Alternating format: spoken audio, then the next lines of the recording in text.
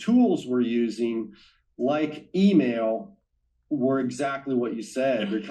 They were assumed to be for use on internal department DARPA communications, and there's no real concept built in of authentication, if you will.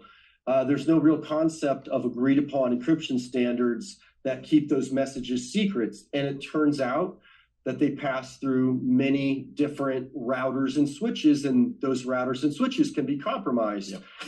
And you eventually figure out that, oh, wow, so an email is just absolutely insecure. It's vulnerable to imposter attacks, and you might call it social engineering, but I'll just say imposter. And that turns into these phishing attacks where you send these false emails, and that leads to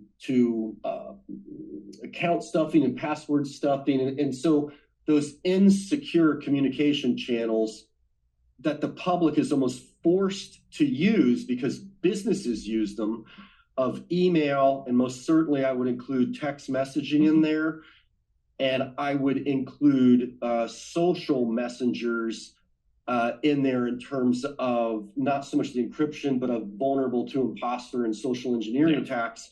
So the public is left with a collection of tools that were absolutely never intended to secure our communications, and they have fed this incredible outbreak of crime, where cybercrime is going to be the third largest economy in the world after US and China, by 2025, I think it is, and it's hit like $8 trillion of damages now. So that's my response to the messaging question. Like, you go from, hey, we're all good people and this is all about democracy, right? We're all going to be better, to, oh my gosh, the world is maybe not what I thought it was out there.